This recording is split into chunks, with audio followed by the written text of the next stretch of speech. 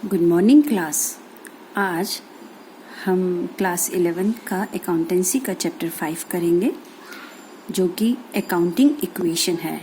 ये बेसिकली हमारा practical question से रिलेटेड है जो अभी तक फर्स्ट 4 चैप्टर्स में हमने थ्योरी कवर करी है, उसी पर बेस अब हमारा न्यूमेरिकल स्टार्ट होते हैं बेटा। तो अकाउंटिंग इक्वेशन क्या चीज़ है? अकाउंटिंग इक्वेशन, इसको हम बैलेंस शीट इक्वेशन भी कहते हैं बेटा, याद रखिएगा। अकाउंटिंग इक्वेशन को बैलेंस शीट इक्वेशन भी कहते हैं। It is a mathematical expression.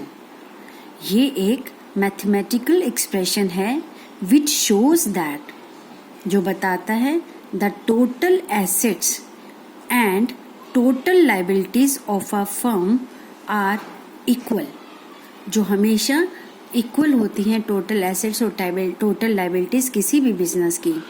इसको एक मैथमेटिकल इक्वेशन के द्वारा हम प्रूव करके बताएंगे कि किस तरह से वो इक्वल हैं। इसको प्रूव करने के लिए आपको लास्ट का जो हमारा 3rd चैप्टर था उसमें हम लोगों ने ड्यूअल एस्पेक्ट कंसेप्ट किया था, ठीक है, और एक सेपरेट एंटिटी कंसेप्ट किया था। उन दोनों कंसेप्ट्स को दिमाग में रखना है। एक बार फिर से रिवाइज करते हैं। This accounting equation, it is based on the dual aspect concept. Dual aspect concept क्या कहता है कि बिजनेस के अंदर जितनी भी ट्रांजैक्शंस होती हैं, हम उसको एटलीस्ट उसके 2 एस्पेक्ट्स जरूर होंगे। एटलीस्ट, ज़्यादा भी हो सकते हैं, लेकिन कम से कम 2 एस्पेक्ट जरूर होंगे जहां हमें रिकॉर्ड करना है, और ज़्यादा भी होंगे तो ज़्यादा जगह भी रिकॉर्ड किए जा सकते हैं। ठीक है, कैसे अभी हम जब प्रैक्टिकल करेंगे तो बताएंगे। इसमें एटलीस्ट ध्यान रखना है, at least 2 aspect must be there. Second, separate entity concept. इस कंसेप्ट में आपको बताया गया था कि बिजनेस के अंदर जितनी भी ट्रांजैक्शंस रिकॉर्ड की जाती हैं, लिखी जाती हैं, वो बिजनेस के पॉइंट ऑफ व्यू से लिखी जाती हैं, ना कि ऑनर के हिसाब से। ऑनर और बिजनेस दोनों अलग अलग अस्तित्व रखते हैं। They are having a separate entity from accounting point of view. Accounting point of view से मालिक और बिजनेस 2 अलग अलग अस्तित्व रखते हैं। बुक्स में हम जो एंट्री करेंगे वो बिजनेस के हिसाब से करेंगे, ना कि ऑनर के हिसाब से। तो जब आप अकाउंटिंग इक्वेशन करेंगे तो इस चीज़ का ध्यान रखकर ही करा जाएगा। ये मेन चीज़ें हैं जो आपको न्यूमेरिकल में हेल्प करेंगी। प्लस ये दोनों कंसेप्ट अगर आपने पहले याद कर रखी हैं, समझ रखी हैं, पढ़ रखी हैं, तो बहुत हेल्प करेंगी। अब हम देखते हैं कि वो मैथमेटिकल इक्वेशन क्या है। Total assets is always equal to total liabilities. Total assets में क्या क्या आता है ये आप जानते हैं। हमारी एसेट्स क्या है, हमारी मतलब मैं यहाँ बिजनेस की बात कर रही हूँ, बिजनेस की एसेट्स, क्योंकि यहाँ हम एंट्रीज बिजनेस के लिए कर रहे हैं, अपनी नहीं कर रहे। अगर मैं हमारी बोलती हूँ तो इट मीन्स यहाँ पर मैं बिजनेस की बात कर रही हूँ। तो बिजनेस की कैश, बैंक बैलेंस, बिजनेस का फर्नीचर, बिजनेस की मशीन, बिजनेस का स्टॉक, वो सारी बिजनेस की एसेट्स हैं। उन सब का टोटल हमेशा बराबर होगा, इक्वल होगा टोटल लायबिलिटीज के। अब बिजनेस की टोटल लायबिलिटीज क्या है? बिजनेस एक काल्पनिक व्यक्ति है बेटा, बिजनेस के पास अपना कुछ नहीं। बिजनेस ने ये जो एसेट्स बनाई हैं सारी कहाँ से बनाई हैं? उसने कहीं ना कहीं से बिजनेस ने पैसा लिया। कहाँ से लिया? या तो ओनर से लिया कैपिटल के रूप में, या दूसरी तरह की अदर बैंक से लोन लिया, या किसी और से लिया, आउटसाइड लायबिलिटीज ली। तो यहाँ से पैसा आया तो ये बिजनेस ने लिया, ओनर से कैपिटल और आउटसाइड से अदर लायबिलिटीज। तो इन पैसों से ही तो बिजनेस ने एसेट्स बनाई होंगी ना बेटा। ये पैसा आया होगा तो ये एसेट्स बनी होंगी। ठीक है, तो ये बिजनेस के लिए सारी उधारी है। बिजनेस एक काल्पनिक व्यक्ति है, उसके पास जहाँ जहाँ से ये पैसा आया उसने कहीं बिजनेस में इन्वेस्ट किया होगा, लगाया होगा, कुछ बैंक में डाले होंगे, कुछ मशीनें खरीदी होंगी, कोई बिल्डिंग खरीदी होगी, तो उससे सारी एसेट्स बन गई बिजनेस की। ठीक है, तो जितना आया होगा उतना ही तो खर्च किया होगा, इसलिए total assets is always equal to total liability. अब हम इनका सेपरेशन करते जाते हैं। इसमें क्या क्या आता है? टोटल एसेट्स तो आप सब जानते हैं, लेकिन टोटल लायबिलिटी हमेशा कैपिटल प्लस लायबिलिटी। कैपिटल का मतलब होता है ऑनर्स इक्विटी, मालिक का पैसा, और ये लायबिलिटी मतलब आउटसाइड लायबिलिटी अदर देन मालिक, ऑनर के अलावा, जैसे creditors, loan from bank, expenses outstanding. ये सारी हमारी बिजनेस की क्या है, लायबिलिटीज हैं जो देनी है, तो वो सारी इस लायबिलिटी के अंदर आएंगी। तो हमें इस इक्वेशन को ये ध्यान रखना है, समझना है कि क्यों ये इक्वल है, इक्वल का रीजन क्या है। आपकी पॉकेट में जितने पैसे आएंगे आप उतने ही चीजें खरीदोगे ना, तो वो चीजें जो खरीदी हैं उसका टोटल और आपने जितना लिया पैसा बराबर तभी होगा ना बेटा। तो बिजनेस के अंदर ऑनर से जो पैसा आया, बाहर से जो आया, वो हमेशा किसके बराबर होगा, जहां उसने बिजनेस ने खर्च किया। खर्च किस में करेगा, एसेट्स में करेगा, एसेट्स में लगाएगा। तो ये चीज आपको वेरीफाई करके चलना है कि ये दोनों का टोटल बराबर हो। अब इसी इक्वेशन को सॉल्व कैसे किया जाता है उसके हम कुछ क्वेश्चंस करेंगे, ठीक है। लेकिन उससे पहले आप एक ये फॉर्मेट देख लीजिए कि ये फॉर्मेट कैसे बनता है।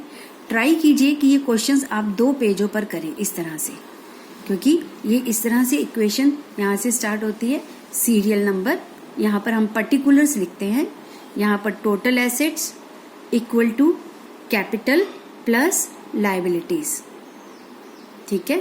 और इसी के साथ टोटल नीचे एक लाइन और डाल दीजिए।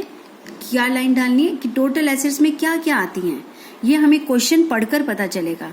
इसी के नीचे लिखा cash plus stock plus machinery, और भी कोई एसेट आएगी तो यहाँ प्लस ऐड करते जाएंगे। ये इक्वल टू का साइन है, कैपिटल तो कैपिटल रहती है, प्लस लायबिलिटीज में बड़ी सारी चीजें आएंगी। क्या क्या आ सकती हैं वो यहाँ हम लिखते चले जाएंगे, जैसे creditors plus bills payable plus expenses outstanding. तो इस साइड का टोटल इस साइड के टोटल के बराबर होगा। एक चीज और ध्यान रखिए बेटा, ये तो क्वेश्चन क्या सीरियल नंबर है और क्वेश्चन की थोड़ी सी डिटेल है, ये तो सीरियल, ये तो क्वेश्चन ही हो गया। ये जो हमारी टोटल एसेट साइड है, अब ये इक्वल टू के इधर वाली जो साइड है, ये इसे हम डेबिट साइड बोलते हैं। जैसे हम कहें कि हमारे हाथ में ये है, लेकिन हमें बताना पड़ेगा कि लेफ्ट हैंड में है या राइट हैंड में है, राइट। तो ऐसे ही अकाउंटिंग के अंदर ये वाली जो टोटल एसेट है इसका हमने नाम लिखा डेबिट साइड, ये डेबिट है, ठीक है। और जो ये कैपिटल प्लस लायबिलिटी, ये टोटल लायबिलिटी है, इस साइड का नाम है क्रेडिट साइड। इट मीन्स हम हमेशा अपनी लायबिलिटी को क्रेडिट में लिखते हैं और एसेट्स को डेबिट में लिखते हैं। ये साइड्स नाम दिया गया है अकाउंटिंग के अंदर। अब इन क्वेश्चंस को कैसे करना है कि दोनों सेटिस्फाई हों, let's do illustration. Yes class, सबसे पहले हम इलिस्ट्रेशन नंबर 2 करते हैं। 1 अपने आप आपको आ जाएगी। Prepare the accounting equation on the basis of the following. आपको अकाउंटिंग इक्वेशन बनानी है। तो अकाउंटिंग इक्वेशन बनाने के लिए सबसे पहले आप लाइनें डालना सीखिए। जैसे आपको सबसे पहले क्या करना है, छोटा सा कॉलम नंबर के लिए, देखिए यहाँ क्वेश्चन में सीरियल नंबर लिखे है ना, इसके लिए। फिर ट्रांजैक्शन, ये जो ट्रांजैक्शन लिखी है इसके लिए। अब एग्जाम में हमारे पास इतना टाइम नहीं होता है कि हम ट्रांजैक्शन पूरी लिख पाएं, तो हम इसका पहले 2 वर्ड लिखकर डैश डैश डाल देते हैं, ठीक है। अब मेन हमारी इक्वेशन आती है ये। इस इक्वेशन के अंदर आपको मैंने बताया कि हमेशा assets is equal to liability plus capital. हम कैपिटल प्लस लायबिलिटी भी लिख सकते हैं या लायबिलिटी प्लस कैपिटल भी लिख सकते हैं, ठीक है। मैं नॉर्मली कैपिटल पहले लिखती हूँ क्योंकि कैपिटल तो एक ही है, लायबिलिटी में तो बहुत सारी चीजें आती हैं, तो हम आगे एक्सटेंड कर सकते हैं। आप कुछ भी लिखेंगे गलत नहीं है, ठीक है। कैपिटल पहले भी लिख सकते हैं और बाद में भी लिख सकते हैं। एक चीज याद रखिए बेटा कि ये जो कॉलम है इसी के अंदर 2 आपको हॉरिजॉन्टल लाइन डालनी है। एक तो ये तो हेडिंग के लिए हो गया। फिर एसेट्स में कौन कौन सी एसेट्स हैं, जैसे अब यहाँ तो मैं आपको बता रही हूँ क्वेश्चन से, लेकिन अब जब आप पेपर में क्वेश्चन करेंगे तो कैसे पता चलेगा। तो एक आइडिया ले लेते हैं, ठीक है। जैसे 4 ट्रांजैक्शन है तो हम थोड़ा उसी हिसाब से स्पेस बनाकर चलते हैं। क्लियर। तो ये तो था हमारा पहले इक्वेशन लिखने का तरीका। आप यहाँ पर लाइन डाल सकते हैं इसके अंदर इस तरह से, ठीक है। तो सबसे पहले स्टार्टेड बिजनेस विद कैश ₹70,000। अब हमने इस ट्रांजैक्शन को सॉल्व करने से पहले सोचना है कि बिजनेस में क्या आया क्या गया, क्योंकि दो इफेक्ट होते हैं। तीन चीजें सोचो, क्या आया क्या गया, क्या आएगा क्या जाएगा। तीसरी सोचिए, बिजनेस में प्रॉफिट हुआ या लॉस। ये तीन क्वेश्चन अपने आप से आपने करने हैं, ठीक है। बिजनेस में क्या आया क्या गया, क्या आएगा क्या जाएगा, बिजनेस में प्रॉफिट हुआ या लॉस। अब इस ट्रांजैक्शन को अगर हम देखें कि बिजनेस स्टार्टेड किया विद कैश 70,000, तो देखा जाए तो बिजनेस में क्या आया, कैश, ठीक है। और कैश आया तो गया क्या, कुछ भी नहीं गया। लेकिन जब बिजनेस बंद होगा तो ये पैसा कैपिटल से आया, स्टार्ट किया तो ओनर ने स्टार्ट किया, तो इट मीन्स ये पैसा ओनर का है, तो ओनर का पैसा भी बिजनेस के लिए लायबिलिटी है, क्योंकि जब बिजनेस बंद होगा तो उसे चुकाना पड़ेगा। तो बिजनेस में आया क्या, कैश। कैश हमारी क्या है, एसेट है, ठीक है। तो एसेट को हमने 70,000 को कैश के अंदर, ये देखिए इसके नीचे लिख दिया 70,000, लेकिन कुछ गया नहीं, लेकिन जाएगा जाएगा देना है, दैट इज अ लायबिलिटी। तो ये 70,000 हमने लायबिलिटी साइड में ना लिखकर कैपिटल के नीचे लिखेंगे, तो इसके नीचे लिख दिया 70,000, ठीक है। तो ये आपका कैश आ गया। अब ये देखिए इक्वल टू, ये आपका इक्वल टू है, इक्वल टू के इधर 70,000 आ गया, इधर 70,000 आ गया, राइट। अब इसके बाद हम देखते हैं सेकंड ट्रांजैक्शन। यस, अब second transaction, credit purchases of goods 18,000। Business ने गुड्स खरीदा उधार 18,000 का, तो बिजनेस में आया क्या, गुड्स। गुड्स हमारा क्या है, स्टॉक है, ठीक है। तो आया क्या, स्टॉक। स्टॉक हमारी एसेट होती है, तो हमने एसेट साइड में एक और कॉलम बना दिया स्टॉक का, और स्टॉक के नीचे लिख दिया 18,000। लेकिन इसके लिए गया क्या, कुछ भी नहीं, लेकिन देना है, देना है लायबिलिटी होती है। तो क्रेडिट परचेज करा था, तो ये लायबिलिटी को हम क्या कहते हैं, मैंने टर्म्स में समझाया था, क्रेडिटर कहते हैं। तो लायबिलिटी के नीचे हमारा क्या हेड है, क्रेडिटर्स। यहाँ आप स्पेस छोड़ के रखेंगे, जैसे जैसे आइटम आएगी इसमें डालते जाएंगे। क्रेडिटर्स लिखा, पहली ट्रांजैक्शन में तो यहाँ जीरो ही कोई हुआ नहीं था, तो यहाँ ये सेकंड ट्रांजैक्शन है बेटा। सेकंड ट्रांजैक्शन में आपने क्रेडिटर्स के नीचे 18,000 लिख दिया कि आपके क्रेडिटर्स जनरेट हो गए, राइट। अब पहली दो इक्वेशंस सॉल्व करने के बाद हमने जहां जो आना था डाल दिया, हम अब इनको सॉल्व करते हैं, जिसका नाम रखते हैं न्यू इक्वेशन। अब ये देखिए, ये दो इक्वेशंस थी, यहाँ 70,000, यहाँ 0, तो 70,000 ही आया। ये प्लस का साइन के नीचे प्लस आया, क्योंकि एसेट इन सब चीजों से मिलकर बनी है, तो ये प्लस प्लस प्लस करना है। इसके नीचे 70 आया, प्लस के नीचे प्लस साइन आ गया, राइट। स्टॉक यहाँ पर 0 है, यहाँ 18,000 है, टोटल कितना हुआ 18, प्लस के नीचे प्लस, यहाँ 0 के नीचे 0, ये इक्वल टू के नीचे इक्वल टू का साइन आए। ये चीज ध्यान रखनी है आपने। लायबिलिटी में क्रेडिटर्स से 0, 18 दोनों का टोटल किया तो 18,000, यहाँ 70,000 है, यहाँ 0 है, दोनों हमें इन दोनों इक्वेशंस का टोटल करके लिखते हैं।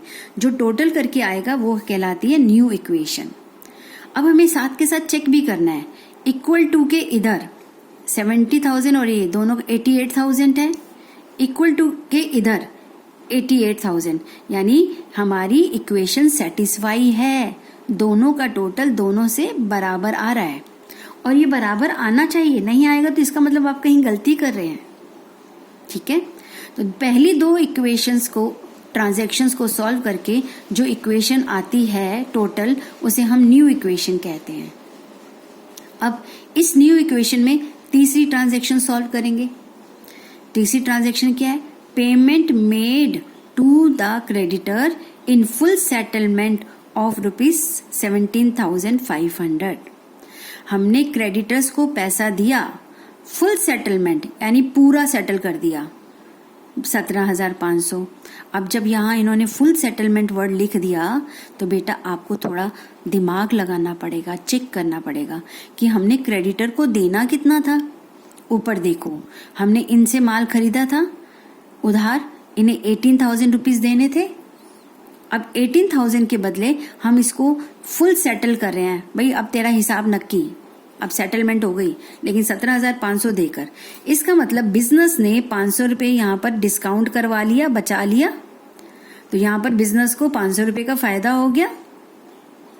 तो इस ट्रांजैक्शन के अंदर आपके क्रेडिटर 18,000 के खत्म हो गए। अब आपको उनको पैसा नहीं देना है, आपसे कैश 17,500 चला गया। और इस ट्रांजैक्शन से हुआ क्या, 500 का प्रॉफिट भी हुआ है।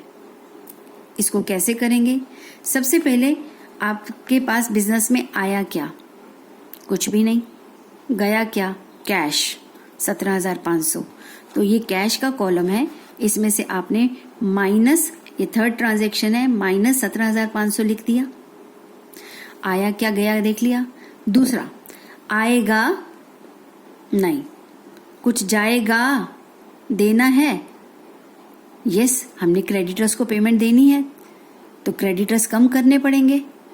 तो आपके क्रेडिटर्स कितने के थे? 18,000। लेकिन आप इनको दे रहे हैं 17,500, 17,500, लेकिन आप माइनस 18,000 कर रहे हैं। क्यों? क्योंकि आपके खाते में 18,000 रुपया देना था, अब आपने उसको सेटल कर दिया 17,500 देकर। लेकिन अब हम उसको 500 और तो नहीं देंगे, तो हम उसे अपने अकाउंट से तो हटाना ही पड़ेगा ना। तो 18,000 में से 18,000 ही माइनस करेंगे। अगर मैं यहाँ 17,500 लिख देती तो इसका मतलब 500 के क्रेडिटर्स अभी भी बच जाते, जबकि मैंने उनको पैसा तो देना ही नहीं है, क्योंकि मैंने फुल सेटलमेंट करी है। फुल सेटलमेंट का मतलब अब हिसाब नक्की, अब और नहीं देंगे। तो मुझे इन क्रेडिटर्स को अपनी बुक्स में से नील करना है। तो 18 में से 18 माइनस करूंगी तभी नील होगा। तो ऐसे में मैं दे 17,500 रही हूं, लेकिन सेटल कर रही हूं पूरे 18। तो 500 का जो मुझे प्रॉफिट हो रहा है, वो प्रॉफिट बिजनेस का कौन लेगा? बिजनेस का प्रॉफिट ओनर लेगा। ओनर का अकाउंट क्या है? कैपिटल। ओनर का अकाउंट क्या है बेटा? कैपिटल। ठीक है, तो इस 500 के प्रॉफिट को हमें कहाँ प्लस करना है? कैपिटल, यानी 500 रुपये प्लस करेंगे कैपिटल में। यहां पर क्लियर है जो मैंने आपको बताया? आप इसको रिवाइंड करके भी देख सकते हैं। अब जब आपने थर्ड ट्रांजैक्शन सॉल्व कर दी तो चेक करते हैं। यहाँ 70,000 था न्यू इक्वेशन में, इसमें से 17,500 माइनस करें तो बाकी कितने बचे? 52,500।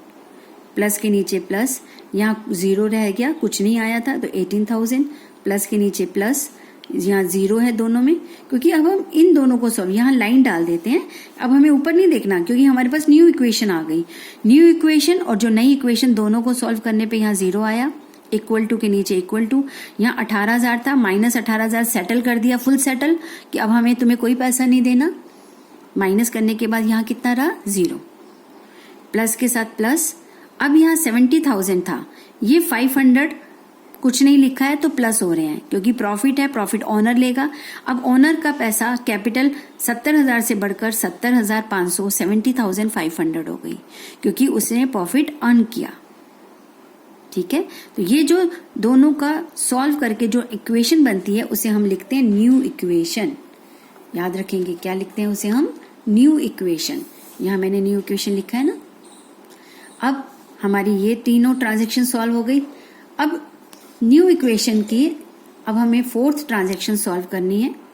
फोर्थ ट्रांजैक्शन क्या है? Purchase of machinery for cash 20,000। आपने मशीन खरीदी है कैश में 20,000 की।